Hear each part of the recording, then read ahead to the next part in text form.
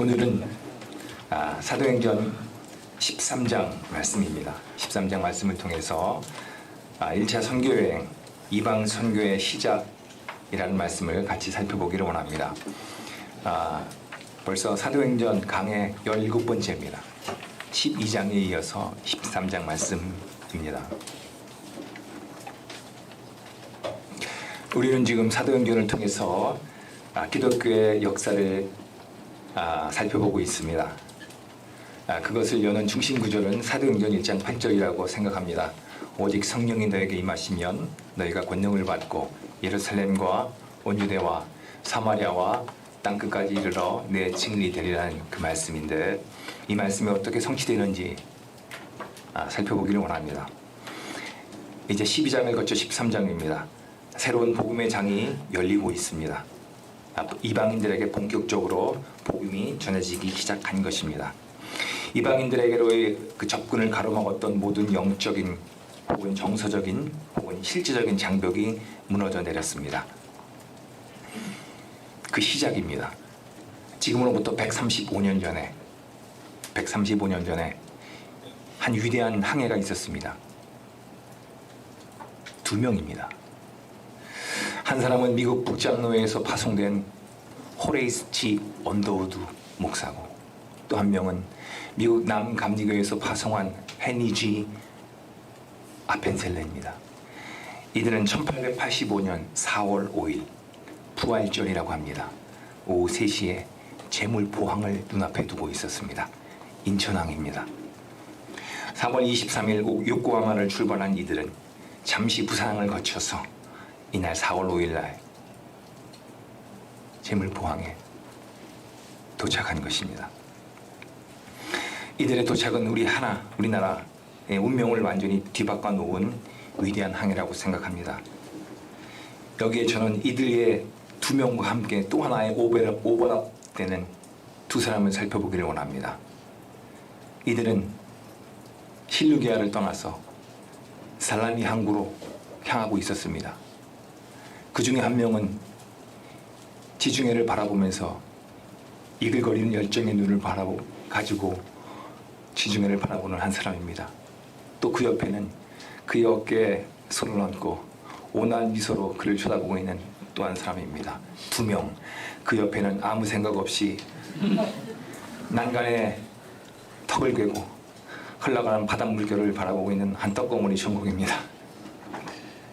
이들을 통해서 한 위대한 여행이 시작된 겁니다. 저는 오늘 그들이 시작했던 이 여행, 그들이 시작했던 항해 그 이후들을 살펴보기를 원합니다. 첫 번째입니다.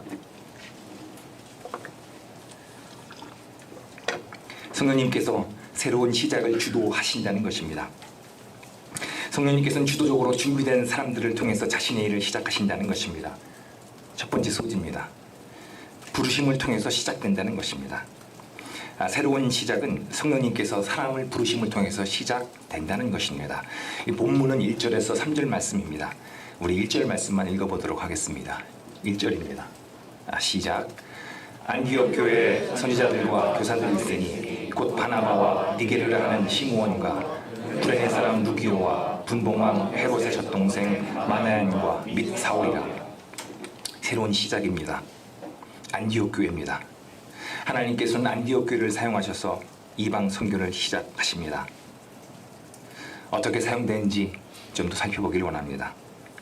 안디옥 교회의 특징이 있습니다. 여러 가지만 있겠지만 일꾼이 많다는 것이 특징입니다. 이 일꾼들을 살펴보면 다양한 출신, 다양한 경력을 가진 사람들입니다.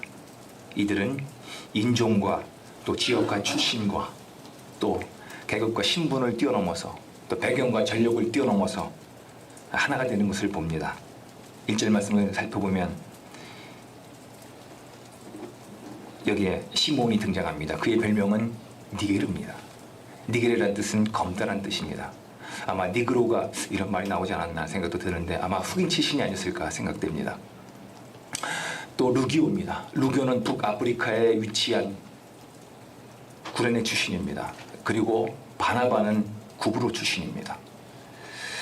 그리고 마나엔이 등장합니다. 마나엔은 헤롯 왕 분봉왕 헤롯 왕의 젖동생이라고 했습니다. 그것은 같이 성장했다는 것입니다. 그는 아마 귀족 출신이라고 여겨집니다. 그리고 또 마지막 사울입니다. 그는 누구입니까? 그는 바키다 출신입니다. 이렇듯 안디옥 교회는 다양한 출신의 사람들, 이들이 지도자로서 역할을 감당하고 있었습니다. 이 모든 것을 뛰어넘어서 하나가 돼서 하나님의 손에 사용되고 있었습니다. 이때 하나님의 주권적인 부르심이 임합니다. 안디옥 교회 지도자들은 한동안 금식을 합니다. 그들은 주님의 인도하심을 구하고 있었을 때에 새롭고 흥미로운 일을 시작하라는 성령님의 지시를 받습니다. 2절 말씀입니다. 2절 말씀에 보면 주를 섬겨 금식할 때에 바울이 이르시되 주를 섬겨 금식할 때에 성령이 이르시되 내가 불러 시키는 일을 위하여 바나바와 사울을 따로 세우라 하시니. 성령님께서 구체적으로 딱 집어서 바나바와 바울을 보내라 라고 딱 집어서 얘기를 합니다. 그런데 구체적인 정보를 주는 것도 아닙니다. 그냥 첫발 정도 뛸 정도의 정보만 주시고 시작하라는 것입니다. 믿음의 여정을 시작하는 것입니다. 이들은 즉각적인 순종을 보입니다. 성령님 인도하심에 그들이 보인 태도입니다. 조금의 주저함도 없습니다. 즉각 순종하고 단순하게 순종합니다. 2명을 떠나보냅니다. 3절 말씀에 보면은 2 사람에게 안수하여 보내니라고 했습니다. 그 지도자들이 바나바와 바울에게 안수해서 보냈다는 것입니다. 안수의 의미는 교회가 그들을 공식적으로 지지하고 있다는 것입니다. 그들을 공식적으로 파송했다는 것이고 또 자신들은 그들을 위해서 뒤에서 기도하겠다는 것이고 영으로 함께하겠다는 의미입니다. 즉각적으로 일이 일어납니다. 하나님께서는 자신의 약속을 이루기 위하여 주도적으로 움직이십니다. 지금도 마찬가지입니다. 하지만 모든 것을 다 알려주고 사람을 부르거나 시작하지 않습니다. 하나님께서 말씀하실 때 순종의 발걸음을 뗄 때 다음 행보를 가르쳐 주기도 합니다. 아브라함이 그랬던 것 같습니다. 왜냐하면 주님의 부르심은 믿음의 부르심이기 때문에 그렇습니다. 자신을 의지하는 것이 아니라 주님을 전폭적으로 의지하는 것이기 때문에 이 2 사람은 즉각적으로 순종합니다. 2번째입니다. 2번째 소지입니다. 새로운 시작을 가로막는 외적인 장벽을 넘어야 한다는 것입니다. 처음부터 등장하는 이 난관을 정면 승부에서 돌파하는 것입니다. 본문은 4절에서 12절 말씀입니다. 이 4절에서 12절 말씀입니다. 우리 4절 말씀을 또 한번 읽어보도록 하겠습니다. 4절 말씀입니다. 있습니다. 시작. 2 사람이 성령의 보내심을 받아 실루기아에 내려가 거기서 배 타고 구브로에 가서 잘 읽으셨습니다. 바나바와 사울이 구브로에서 겪었던 사건입니다. 성령님의 인도하심을 따라 그들은 오론테스 강을 따라서 22km 정도 내려간 실루기아에서 배를 타고 구브로로 향합니다. 구브로는 수리와 해안에서 약 지중해로 100km 정도 떨어져 있는 곳에 위치한 섬입니다. 그곳은 농작물이 풍성하고 광물과 기금속이 풍부해서 지중해로 항해하는 상선들이 반드시 경유했던 단골 경유지입니다. 그들은 이 구브로의 살라미에 도착합니다. 5절 말씀입니다. 살라미에 이르러 하나님의 말씀을 유대인의 여러 회당에 전할세 요한을 수행원으로 두었더라. 일찍이 이곳 구브로, 우리가 알기로는 사이프러스 섬으로 알고 있습니다. 일찍부터 이곳에는 디아스포나 많은 유대인들이 정착하고 있었습니다. 유대인들은 특징이 있습니다. 좀 배타적입니다. 이들은 자기들끼리만 모여서 집단 정착전을 이룹니다. 그리고 그 정착촌의 중심은 회당입니다.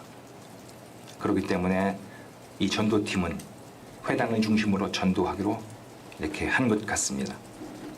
그리고 이것은 나중에 바울의 중심 전도 전략이 됩니다. 먼저 회당에서 유대인들을 중심으로 접촉점을 찾는 것입니다. 살라메에서 시작된 여정은 남서쪽으로 약 145km 되는 바보라는 곳까지 이어집니다. 그들은 아마 해안을 따라 난 그 길을 따라서 이 바보라는 곳으로 이동했을 것 같습니다. 우리나라 말은 좀 이상한데 원래 페포스입니다. 페포스라는 뜻인데 그곳은 구브로 섬의 행정 도시였습니다. 그들은 이곳에서 총독인 서기오 바울을 만납니다. 이 서기오 바울은 누구냐면 로마 명문가 출신의 귀족입니다. 이 구브로는 그 당시 로마 원로원의 직할주였기 때문에 그 원로원에서 파송한 로마에서 파송한 사람을 직접 총독으로 세웠기 때문에 아마 이 사람은 로마 명문가 출신으로 귀족 출신으로 인 것 같습니다. 그는 호기심 반 또 경계심 반으로 이들을 초청합니다. 그런데 문제가 발생합니다. 그곳에 바 예수라는 유대인 거짓 선지자가 등장한 것입니다. 6절 말씀입니다. 6절 말씀에 온성 가운데로 지나서 바보에 이르러 바 예수라 하는 유대인 거짓 선지자인 마술사를 만나니.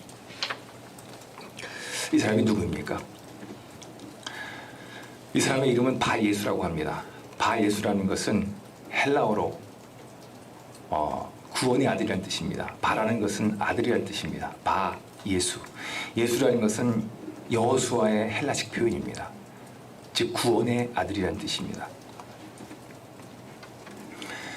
그는 마술사로 표현되어 있는데 마술사로 표현된 단어는 일찍이 예수님의 탄생 때 찾아왔던 동방 박사에 사용됐던 박사라는 뜻입니다.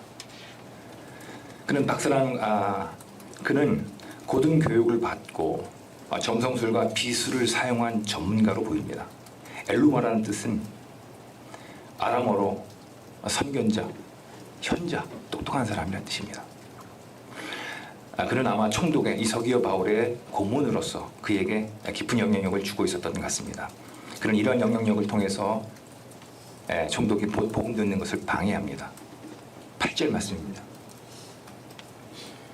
그들을 대적하여 총독으로 믿지 못하게 힘쓰니. 바예수는 총독이 복음을 듣지 못하도록 방해를 합니다. 이것은 심각한 일입니다. 왜냐하면 복음을 정면으로 대적하는 일이기 때문에 그렇습니다. 그래서 사울이 나섭니다. 물러서지 않고 정면 승부합니다. 그리고 10절에 이렇게 기록되어 있습니다. 이르되 모든 거짓과 악행이 가득한 자요 마귀의 자식이요 모든 의의 원수요 주의 바른 길을 굳게 하기를 그치지 아니하겠느냐. 사울이라고 하는 바울이 나서서 한 말입니다. 그는 정면 승부합니다. 왜냐하면 이 장면은 본격적인 선교 여행을 시작하기 전에 보여주는 밑그림과 같기 때문입니다. 두 세력 간의 부딪힘입니다. 마귀의 자식과 성령을 통한 의의 세력의 부딪힘입니다. 그렇기 때문에 결코 물러설 수 없는 한판입니다. 그렇기 때문에 그는 이곳에서 담대하게 하나님의 심판을 선언합니다. 영의 눈을 멀게 했던 사람에게 육신의 눈을 멀게 합니다. 11절 말씀입니다. 보라 이제 주의 손이 내 위에 있으니 내가 맹인이 되어 얼마 동안 해를 보지 못하리라 하니. 사울이 엘루마에게 내린 강력한 말입니다. 그런데 이 말을 가만히 자세히 살펴보면 그는 그에게 두 가지 면에서 은혜를 베푼 것을 알 수 있습니다. 첫 번째 뭐냐면 이 정도 일이라면 그는 죽일 수도 있었습니다. 하나님께서 그를 그냥 데려가 달라고 할 수도 있었습니다. 그러나 그는 그렇게 하지 않습니다. 또 하나 눈을 멀게 하라고 할 때 아예 멀도록 하도록 하지 않습니다. 잠시 동안만 눈을 멀게 하도록 합니다.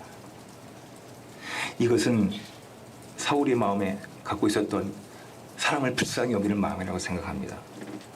그는 대적자마저도 품습니다. 그는 죄를 미워하는 것이지 사람을 미워하는 것은 아닙니다. 왜냐하면 그 자신이 아마 대적자 출신이기 때문에 그렇지 않은가 생각됩니다.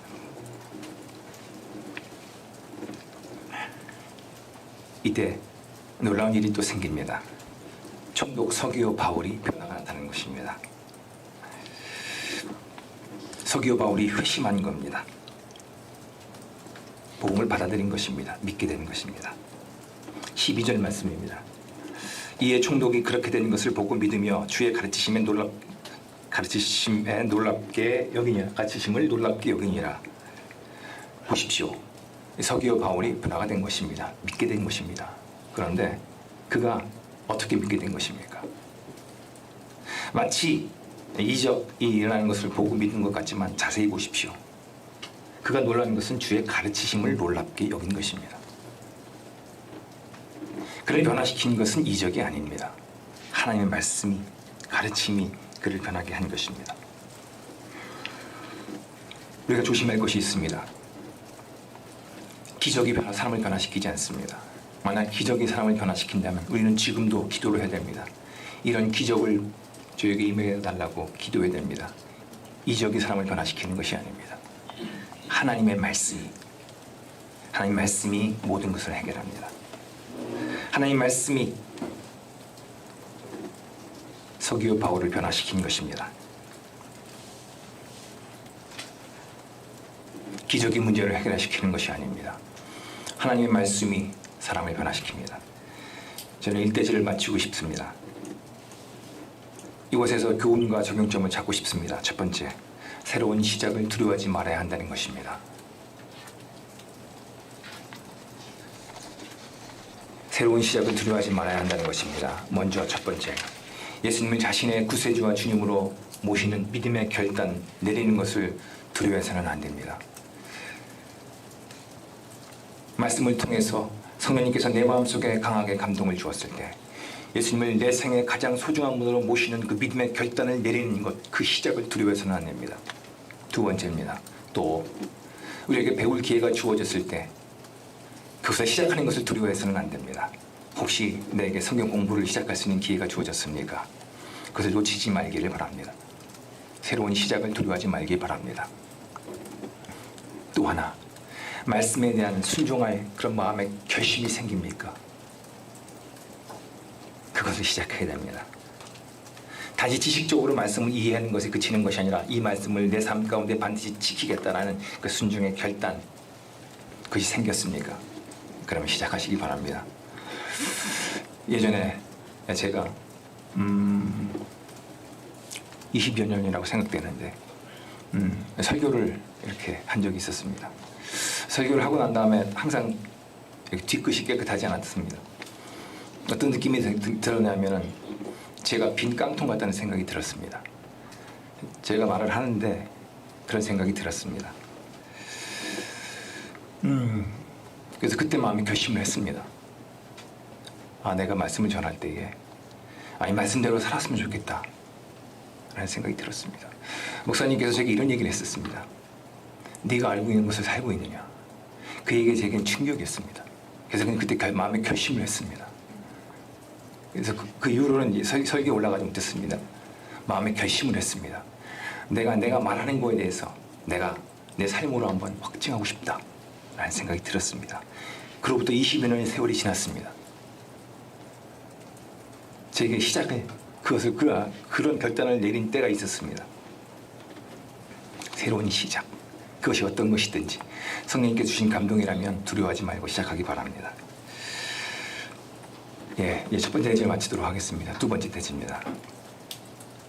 저는 성령님께서 새로운 시작을 주도하신다는 것을 나눴습니다. 두 번째 대지입니다. 성령님께서는 과정도 주도하신다는 것입니다. 성령님께서는 보이게도 역사하지만 보이지 않게도 역사하신다는 것입니다. 보이지 않게 이방 선교를 역사하신다는 것입니다. 첫 번째 소지입니다. 내적 장벽도 넘어야 한다는 것입니다. 복음 전파를 가로막는 내적인 장애물도 극복해야 한다는 것입니다. 본문은 13절에서 15절 말씀입니다. 우리 13절 말씀만 또 읽어보도록 하겠습니다. 13절 말씀입니다. 자, 읽습니다. 시작. 바울과 및 동행하는 사람들이 바보에서 배 타고 바빌리아에 있는 요가에 이르니 요한은 그들에게서 떠나 예루살렘으로 돌아갔고. 잘 읽으셨습니다. 이제 본격적인 선교여행이 시작됩니다. 여기 예기치 않은 일이 발생됩니다. 마가 요한의 일탈입니다. 그들과 함께했던 바나바의 조카 마가 요한이 그들의 곁을 떠난 겁니다. 13절 하반절에 분명히 기록되어 있습니다. 버가에 이르니 요한은 그들에게서 떠나 예루살렘으로 돌아갔고, 마가 요한이 왜 그들의 곁을 떠난지 알 수 없습니다. 그러면 자세하게 기록되어 있지 않기 때문에 그렇습니다. 몇 가지 추측해 볼 수 있습니다. 구브로 섬과 그들이 도착한 이 버가는 상황이 완전히 다릅니다. 이곳부터 피시디아 안디옥까지 이르는 길은 아주 험로입니다. 그리고 밤빌리아 지역은 초여름부터 아주 무덥고 습도가 높은 아주 악명 높은 날씨로 유명한 곳입니다. 또 이곳은 치안 상태가 좋지 못했습니다. 늘 강도의 위협이 들끓었었고 산적대의 위협이 있었습니다. 아마 마가 요한이 이곳에서 병이 들었는지 아니면 향수병이 걸렸는지 모르겠는데 그는 이곳에서 모든 것을 뒤로 하고 예루살렘으로 돌아갑니다. 이것은 바울과 바나바에게 아주 치명적인 영향을 줍니다. 지금은 나타나지 않지만 나중에는 그것이 그들에게 아주 치명적인 영향을 줍니다. 이 마가 요한의 일탈에도 불구하고 이들은 그 부담감을 안고 계속해서 묵묵히 전도팀은 전도 여행을 계속합니다. 14절 말씀입니다. 그들은 버가에서 더 나아가 피시디의 안디옥에 이르러 안식일에 회당에 들어가 앉으니라. 피시디의 안디옥, 이곳은 어디입니까? 이곳은 버가에서 북쪽으로 약 160km 정도 더 들어간 곳에 위치한 해발 1100m에 위치한 곳입니다. 이곳은 타우루스 산맥의 남쪽 자락을 타고 있고 그 산맥을 뚫고 올라가야지만 이룰 수 있는 갈라디아 성의 남쪽 부분에 위치한 곳 피시디아 안디옥입니다. 이 피시디아 안디옥은 수리아 안디옥과 다릅니다. 똑같은 안디옥은 안디옥인데 그들이 떠났던 것은 수리아 안디옥이고 이곳은 피시디아 안디옥입니다. 이곳은 행정과 군사의 중심지입니다. 이곳에까지 이르는 길은 아주 험악한 길입니다. 나중에 바울은 갈라디아 교회에 써서 보낸 편지에 이 노정이 상당히 힘들었음을 유추해 볼 수 있는 내용이 나옵니다. 갈라디아 4장 13절에 보면 이런 내용이 나옵니다. 갈라디아 4장 13절에 보면 내가 처음에 육체의 약함으로 말미암아 너에게 복음 전하는 것을 너희가 안노라. 그는 타우루스 사막의 그 산맥을 타고 올라갑니다. 상상이 잘 안 되는데 지금같이 이렇게 등산화가 있었던 것도 아니고 아웃도어 땀 잘 흡수하는 등산복이 있었던 것도 아닙니다. 그들은 그곳에서 160km 정도 떨어져 있는 그 험한 곳으로 이동할 것입니다.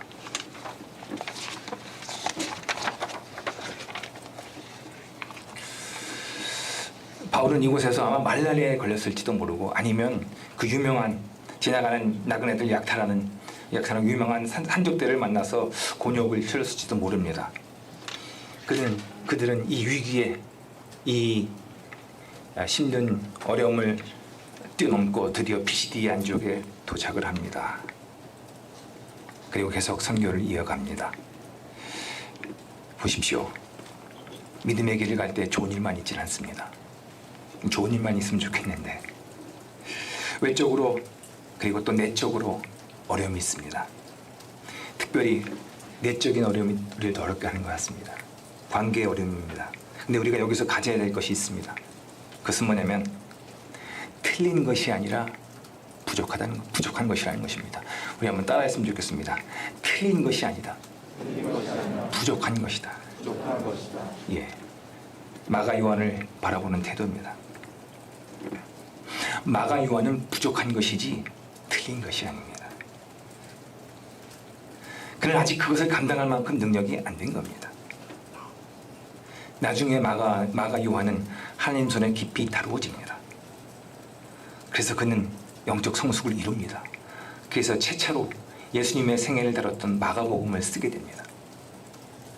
부족한 부족한 것이지 틀린 것이 아닙니다.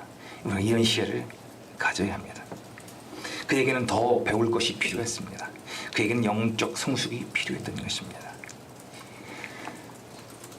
두 번째, 이제 본격적인 것을 다루고 싶습니다. 제가 가장 이 내용의 시선장에 있어서 핵심 부분이라고 생각합니다. 우리 이 두 번째 소지입니다. 성령님께서 복음 전파에서 역사하신다는 것입니다.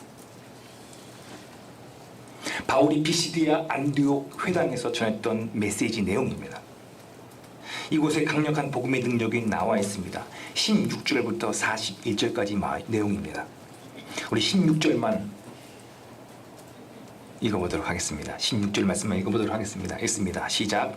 바울이 일어나 손짓하며 말하되 이스라엘 사람들아 및 하나님을 경외하는 사람들아 들으라.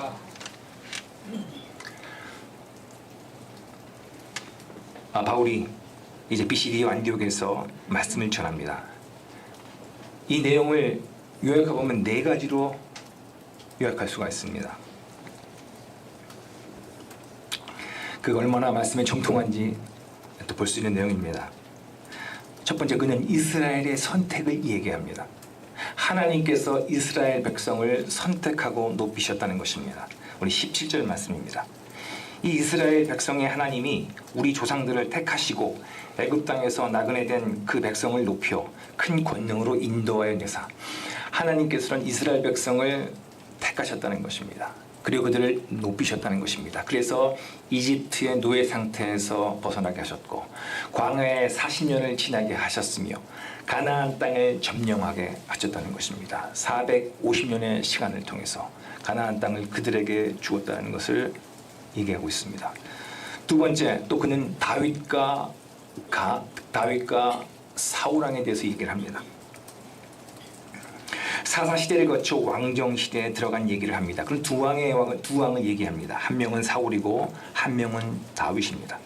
사울은 버림받았지만 다윗은 하나님의 택하심을 받았다고 합니다. 그리고 그는 22절 이 한말에 이 한 구절에 그것을 담아서 얘기를 합니다. 22절 말씀입니다.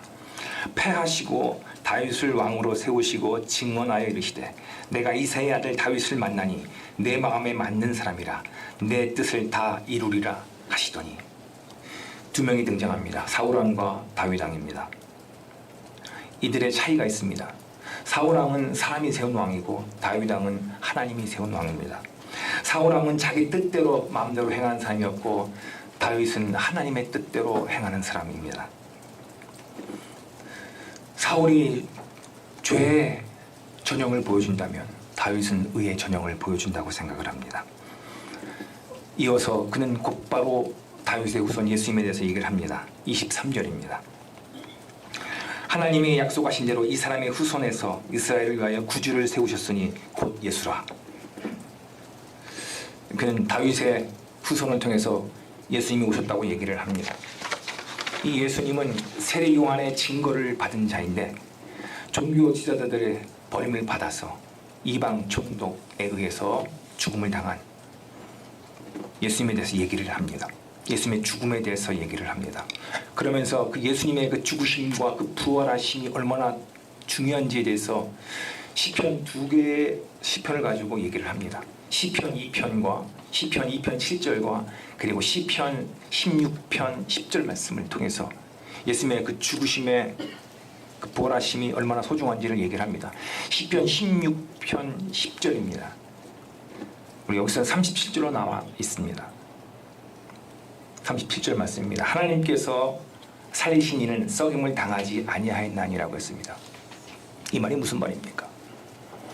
시체는 죽으면 무덤토에서 썩습니다. 그런데 썩지 않는다는 것입니다.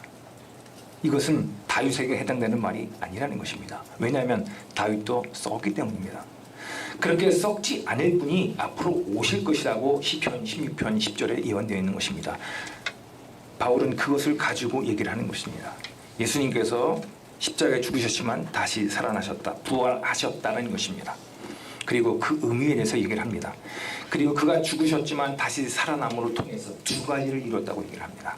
38절과 39절입니다. 38절과 39절입니다.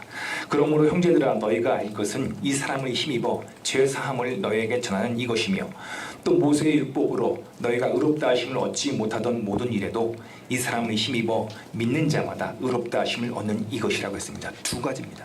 첫 번째는 뭡니까? 죄 사함입니다. 예수님이 십자가의 죽으심을 통해서 죄 사함이 이루어졌다는 것입니다. 또 하나 의로움입니다. 율법을 통해서 이루어지는 것이 아니라 믿음을 통해서 의롭게 된다는 것입니다. 여기서 이신득이, 이신칭의가 나온 겁니다. 사울은 이것을 처음부터 끝까지 분명한 어조로 얘기를 합니다. 그리고 그들의 결단을 촉구합니다. 어떻게 할 것이냐고 얘기를 합니다. 이 말을 좀 자세하게 살펴보기를 원합니다.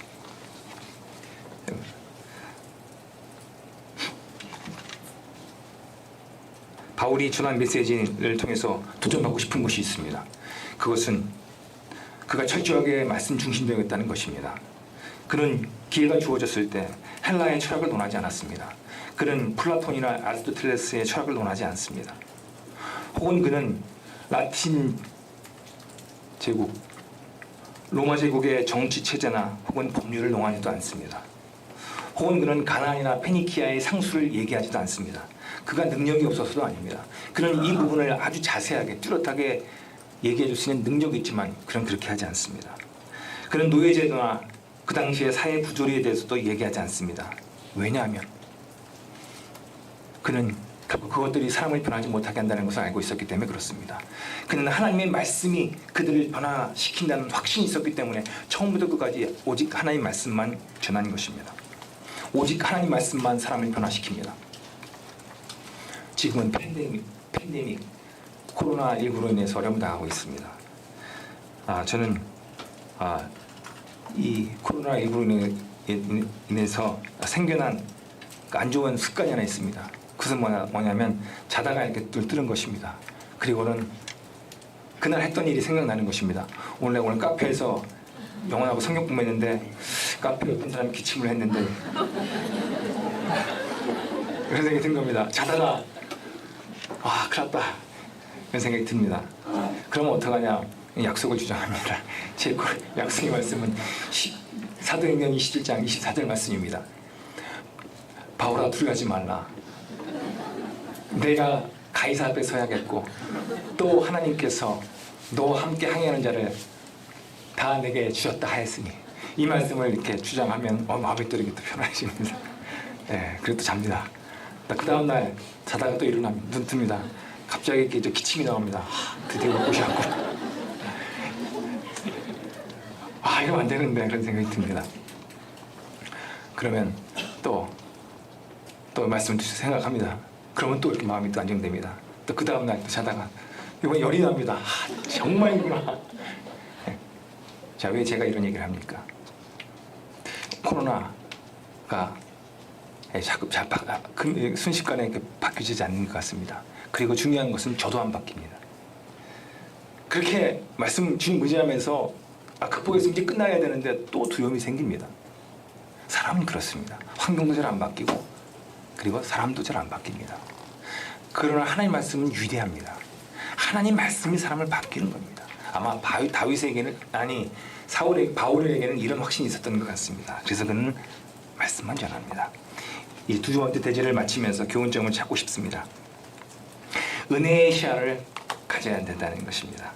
즉 다른 사람들을 볼 때에 그들의 수준에 맞추는 눈높이를 가져야 된다는 것입니다. 틀린 것이 아니라 부족한 것입니다. 언젠가는 하나님께서 그를 다루셔서 그의 부족한 부분을 채워주실 때가 있을 것입니다. 성숙한 리더십이 마가 요한을 바라보고 기다려주었던 것입니다. 다른 사람들을 볼 때에 그의 입장에서 그의 수준을 봐야 됩니다. 또 서로 다른 시야를 가지고 있더라도 양보하고 타협점으로 하나됨에 힘써야 된다는 것입니다. 마가 요한을 바라보는 태도가 좀 달랐습니다. 바울이 바라봤던 관점과 바나바가 바라봤던 관점이 좀 달랐던 것 같습니다. 나중에 이것 때문에 어려움 당합니다. 서로 다른 견해를 가지고 있을지라도 서로 상대방 중심적으로 이해하고 또 그럴 때 더 큰 협력을 이룰 수 있다고 생각을 합니다.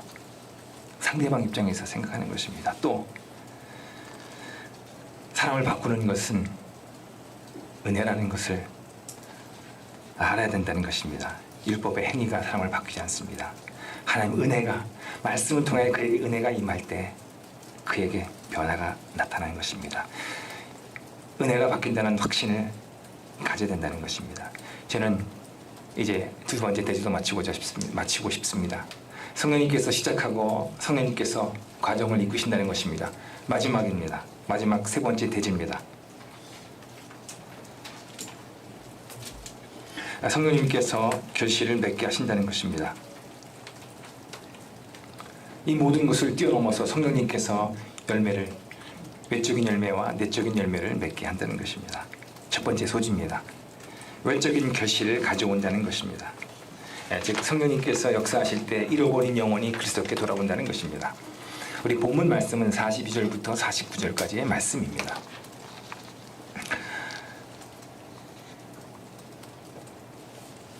바울이 비시디아 안디옥 회당에서 복음을 전했을 때 그의 메시지는 과히 폭발적이었습니다. 획기적이었고 센세이션을 일으켰습니다.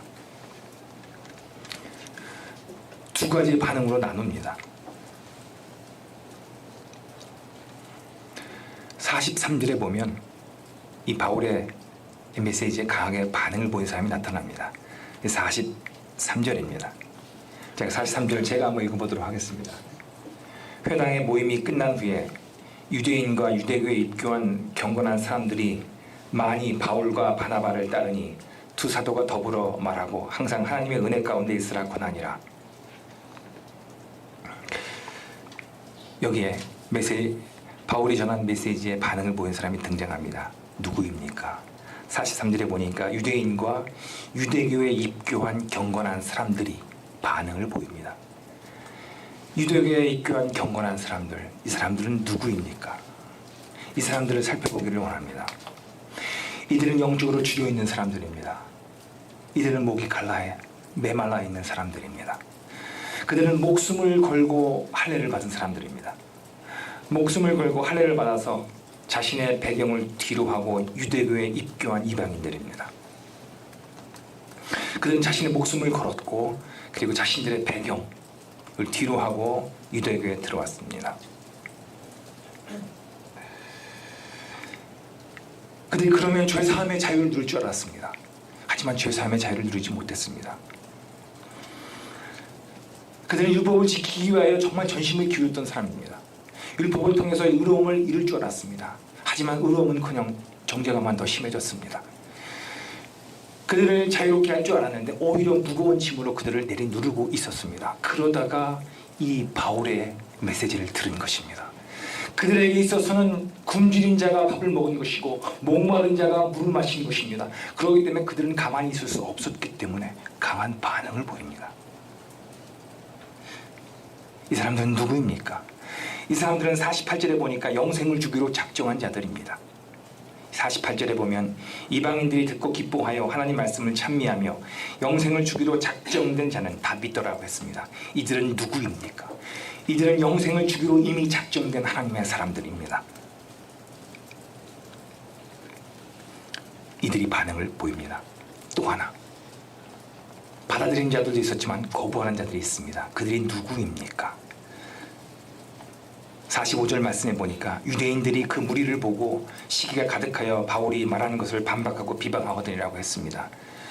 바울이 전하는 것을 보고 그 다음 주도 와서 똑같이 전하라고 했을 때 그 다음 주에 그 성에 있는 대부분의 사람들이 모였다고 했습니다. 그 모습을 보고 보인 유대인들의 반응입니다. 그들은 시기에 가득 찼고 바울이 말하는 것을 반박하고 비방했습니다. 그런 그들에 대하여 바울은 발길을 돌립니다. 유대인들에게서 이방인들에게로 발길을 돌립니다. 보십시오. 외적인 결과가 나타납니다. 이것이 복음의 위대함입니다. 지금도 마찬가지입니다. 복음의 반응을 보이는 사람이 있습니다. 영적으로 갈급해 있는 사람이 있습니다. 복음의 반응을 보이는 사람이 있습니다. 영생을 주기로 작정된 사람이 있습니다. 이 사람이 누구입니까? 그런데 잘 모릅니다. 오히려 겉보기에는 반대로 보일 수도 있습니다. 유대인들과 유대교에 입교한 경건한 사람들, 누가 의로운 사람이고 누가 준비된 사람이냐고 찝으라고 하면은 영생을 주기로 작정한 자라고 누가 선택하라고 하면 누구를 선택하겠습니까? 유대인들을 선택할 것 같습니까? 아니면 유대교에 입교한 경건한 사람들을 선택할 것 같습니까? 영생을 주기로 작정된 사람이 있습니다. 우리의 복고스는 바로 여기에 있습니다. 복음이 전해질 때 이 사람들이 돌아서는 것입니다. 두 번째입니다. 외적인 결실뿐만 아니라 내적인 결실도 가져온다는 것입니다. 즉 예수님 닮는 성품의 열매가 나타난다는 것입니다. 마지막 50에서 52절 말씀입니다. 우리 50절 말씀 마지막이니까 한번 또 큰 소리 한번 읽어보도록 하겠습니다. 50절 말씀을 읽어보도록 하겠습니다. 읽습니다. 시작. 이에 유대인들이 경건한 규배인들과 그 시인의 부족자들을 선동하여 바울과 바나바를 박해하여 그 지역에서 쫓아내니, 잘 읽으셨습니다. 외적인 열매뿐만 아니라 내적인 열매도 맺게 된다는 것입니다. 저는 여기에서 바나바를 살펴보고 싶습니다. 바나바, 그는 누구입니까? 처음에는 바나바 중심으로 사역이 시작됐습니다. 그런데 어느새 모르게 바울 중심으로 바뀌어지는 것을 봅니다. 아마 선교 현장의 특성상 초창기 때 아마 바울처럼 분명하게 메시지를 전하는 것이 이렇게 필요했던 모양 같습니다. 여기에 대해서 바나바가 보인 태도입니다. 바나바는 이에 대해서 반대하거나 불평하지 않습니다. 그는 뒤에서 조용히 바울의 사역을 지원합니다. 그리고 뒤에서 이끕니다. 이것이 성숙한 일꾼의 자세라고 생각을 합니다. 자신의 뜻보다, 자신을 드러낸보다 하나님의 뜻을 더 내세웠던, 마치 사도행전 13장 22절의 다윗과 같이 하나님의 뜻을 위해서라면은 하나님께서 마음껏 사용할 수 있었던 다윗 같은 그 사람, 아마 그 사람이 바나바가 아닌가 생각됩니다. 이런 일들을 통해서 바나바는 겸손하게 하나님의 뜻을 따릅니다. 또 하나, 바울의 견고함입니다. 바울이 대적하는 유대인들에게 보여준 그의 태도입니다. 47절에 그는 반대하는, 대적하는 유대인들에게 대하면서 이렇게 얘기를 합니다. 47절 말씀에 주께서 이같이 우리에게 명하시되 내가 너를 이방의 빛으로 삼아 너로 땅끝까지 구원하게 하리라 하셨느니라 하니, 이것이 바울이 한 말입니다. 이 말은 어디서 나온 것입니까? 이 말은 이사야 49장 6절에 나와 있는 말씀을 인용한 것입니다. 내가 너를 이방의 빛으로 삼아 땅끝까지 구원하게 하리라는 것입니다. 바울은 이 약속의 말씀으로 그 상황을 이렇게 받아들입니다. 그리고 이것을 그의 평생의 약속의 말씀으로 삼습니다. 그는 자신의 이방의 빛이 됩니다. 그리고 땅끝까지 복음을 전하는 복음의 사람이 됩니다. 자신의 평생의 약속의 말씀으로 삼습니다. 그는 끝까지 흔들림 없는 견고함을 보입니다. 또 어쩔 수 없는 상황에 이끌려서 이제 바나와 바울은 떠나야 됩니다. 50절 말씀에 그들이 떠났을 때 그들은 유대인들을 향하여 발의 먼지를 떨어버리면서 떠나버립니다. 그리고 누가는 13장을 52절로 마무리 짓습니다. 52절입니다. 제자들은 기쁨과 성령에 충만하더라. 이미 그들은 제자가 됩니다. 피시디아 안디옥, 그것은 갈라디아 교회, 초창기 갈라디아 교회의 중심입니다. 그것을 통해서 전략적으로 주변에 복음이 전화됩니다. 하나님의 전략입니다. 자, 마지막 그들에 대해서 제자들은 기쁨과 성령이 충만했다고 했습니다. 그들은 기쁨이 넘쳐났고 성령의 충만함을 힘입습니다. 성령님의 인도하심을 끝까지 따를 때 물론 외적인 결과가 있습니다. 잃어버린 영혼이 그리스도께 돌아옵니다. 하지만 또 하나 내면의 변화가 나타납니다. 성품의 변화입니다. 인격의 변화가 나타납니다.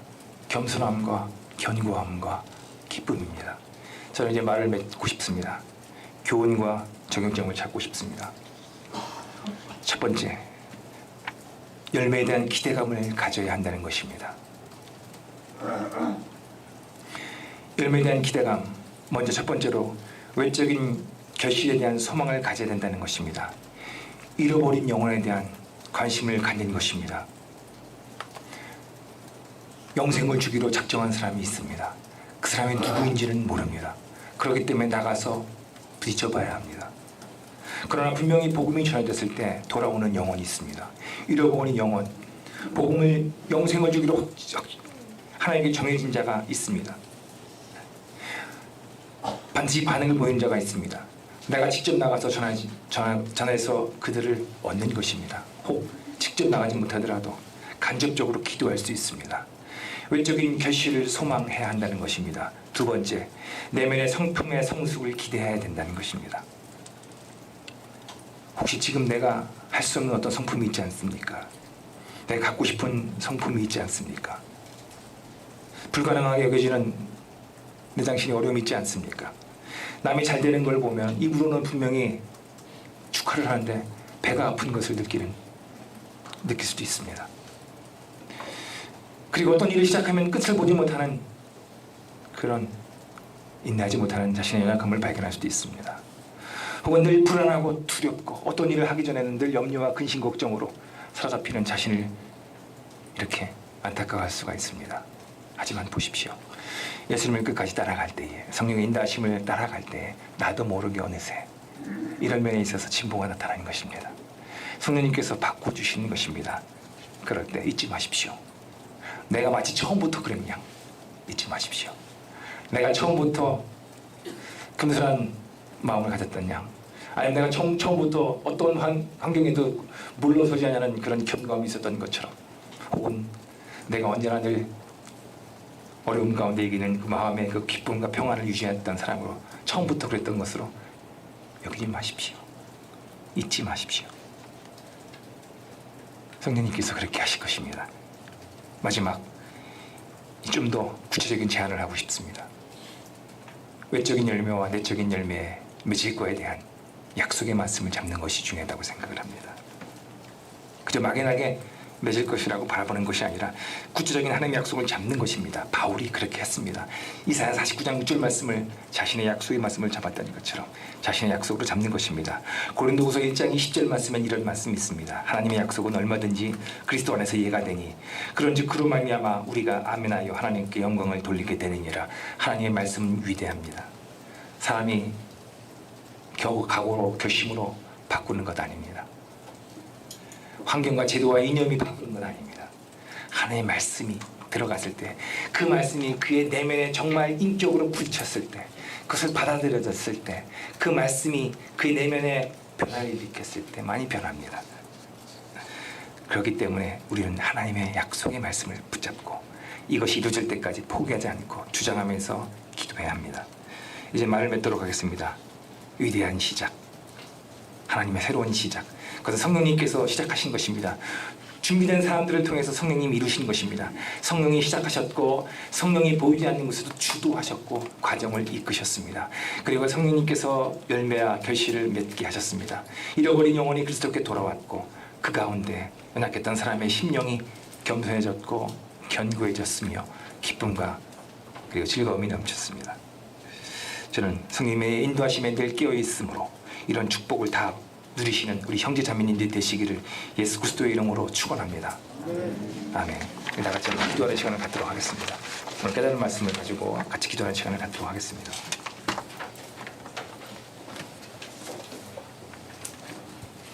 늘 성령의 인도하심에 깨어 있을 수 있도록 성령님께서 역사하실 때 시작하고 또 참고 견디어서 내적 외적인 어려움을 이겨내고 끝까지 성령의 인도하심 받을 수 있도록 다 같이 한번 기도하도록 하겠습니다.